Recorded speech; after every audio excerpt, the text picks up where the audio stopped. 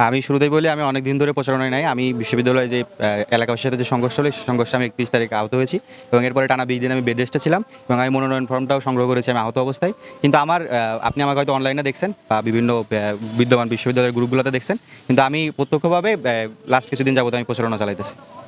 আচ্ছা, আপনি অফলাইনে ছিলেন, অনলাইন থেকে তো নির্বাচনী প্রচারণা করেছেন। বর্তমানে এখানকার নির্বাচনের আমেজটা কেমন দেখছেন? এখানে এখন পর্যন্ত শিক্ষার্থীদের মাঝে যারা একেবারে প্রকৃতপক্ষে সাধারণ শিক্ষার্থী তাদের ভিতরে একটা নির্বাচনী একটা হাওয়া তাদের মধ্যে আছে এবং তারা একটা উৎসবমুখর পরিবেশ তারা পাচ্ছে।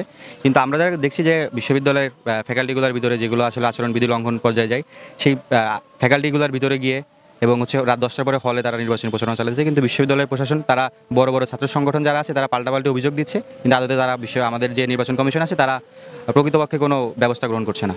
আচ্ছা, এখানে তো আপনারা আজকে ইস্তিহার ঘোষণা করেছেন।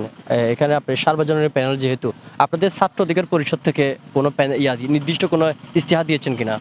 না, এটা আমাদের যখন আমরা প্যানেলে আসছি, এটা আমাদের বাংলাদেশ ছাত্র অধিকার পরিষদ এবং ইসলামী ছাত্র মজলিস সমর্থিত প্যানেল। এখানে আমরা যখন একটা প্যানেলের ঘোষণা দিয়েছি তখন কিন্তু আমরা ছাত্র অধিকার পরিষদ বা ইসলামী ছাত্র মজলিস এই বিষয়গুলো মুখ্য বিষয় না। এখানে সর্বজন মানে আসলে সবাইকে নিয়ে আমরা চলতে পারবো এরকম একটা ম্যান্ডেট। তো আমরা ওই ম্যান্ডেট নিয়ে সবাইকে নিয়ে আমরা শিক্ষার্থী বান্ধব আমরা এজেন্ডা দিয়েছি। এখানে ছাত্র অধিকার পরিষদের স্পেসিফিক কোনো ইস্তেহার এখানে নাই।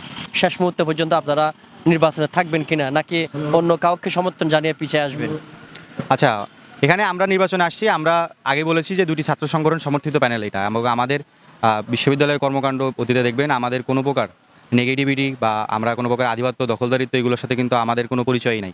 আমরা একেবারে শিক্ষার্থী বান্ধব রাজনীতি করি, শিক্ষার্থীদের স্বার্থে আমরা রাজনীতি করি। এখানে আমাদের ব্যক্তিগত কোনো চাওয়া পাওয়া নেই, আমরা একেবারে শিক্ষার্থীদের ম্যান্ডেট নিয়ে কাজ করি এবং আমরা যে আচরণবিধি লঙ্ঘনের যে বিষয়গুলো আসছে এগুলো একেবারে রিলেভেন্ট। কিন্তু বিশ্ববিদ্যালয় প্রশাসন এখন পর্যন্ত মানে আমি বলবো দ্বিপাক্ষিক আচরণ করছে। তারা বড় ছাত্র সংগঠন দুটোগুলোকে প্রমোট করছে এবং আপনি মিডিয়া হাউস থেকে শুরু করে সবাই, স্পেসিফিক আমি যদি বলতে পারি সমস্ত সেক্টর তাদের হয়ে কাজ করছে। তো এই জায়গাগুলো থেকে আমরা শিক্ষার্থীদের সাথে আছি, তাদের ম্যান্ডেট আমরা বুঝি, তাদের পালসগুলো আমরা বুঝি, তাদের কথাগুলো আমরা বলবো, আমরা ভয়েস রেজ করবো। অ্যাটলিস্ট আমরা পালিয়ে যাবো না। এখানে তারা এখানে যারা যদি কেউ সেন্টার দখল করে তারা এখানে নির্বাচিত হতে চায়, এটা বিশ্ববিদ্যালয়ের মধ্যে একটা জায়গা, এটা সম্ভব না। কিন্তু আমরা দেখেছি যে এখানে সেক্ষেত্রে আপনারা প্রতিহত করবেন কিনা? অবশ্যই আমরা প্রতিহত করবো। আমরা অ্যাটলিস্ট যদি প্রতিহত, এখন এখানে যারা আছে এরা তো মাসেল পাওয়ারের রাজনীতি করে এবং এদের যে পারিপার্শ্বিক যে বিষয়গুলো এগুলো কিন্তু অনেক হিউজ ব্যাপার। আমরা খুব ছোটো ছাত্র সংগঠন, কিন্তু আমাদের যে মনোবল, আমরা যেটা করতে পারবো, আমরা ভয়েস রেজ করতে পারবো, আমরা ভয়েস রেজ করবো অবশ্যই, এবং অবশ্যই আমরা রাজপথে এটা প্রতিহত করবো। তা আপনাদের যে অভিযোগগুলো বলছেন, এই অভিযোগগুলো নিয়ে আপনারা নির্বাচন কমিশনারকে কোনো ধরনের অভিযোগ জানিয়েছেন কিনা? হ্যাঁ, আমরা অভিযোগ জানিয়েছি, আমরা অফিসিয়াল অভিযোগ জানিয়েছি, আমরা মৌখিক অভিযোগও জানিয়েছি এবং তারা আমাদেরকে আশ্বস্ত করেছে। কিন্তু কোনো ফিডব্যাক পাইছেন? না, আমরা তাদের কাজের মাধ্যমে কোনো ফিডব্যাক পাইনি। তবে আমরা ওভার কল বা ওভার যারা সাক্ষাতে দেখা হয়েছে তখন আমরা তাদেরকে খুব সুন্দরভাবে তারা আমাদেরকে বুঝিয়ে দিয়েছে।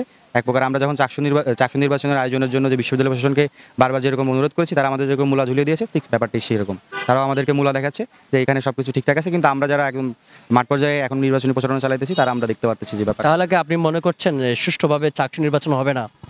সুষ্ঠুভাবে চাকসু নির্বাচন আমাদের এটা প্রত্যাশা, সুষ্ঠুভাবে চাকসু নির্বাচন হোক। কিন্তু এখন পর্যন্ত যে পরিবেশ, আসলে নির্বাচন হওয়ার মতো পরিবেশ আছে, বাট এই যে আমরা নির্বাচন কমিশন যদি এখনো যারা আচরণবিধি লঙ্ঘন করছে তাদের বিরুদ্ধে যদি স্টেপ নিতে না পারে, তাদের বিরুদ্ধে আমরা ভরসা করতে পারি না।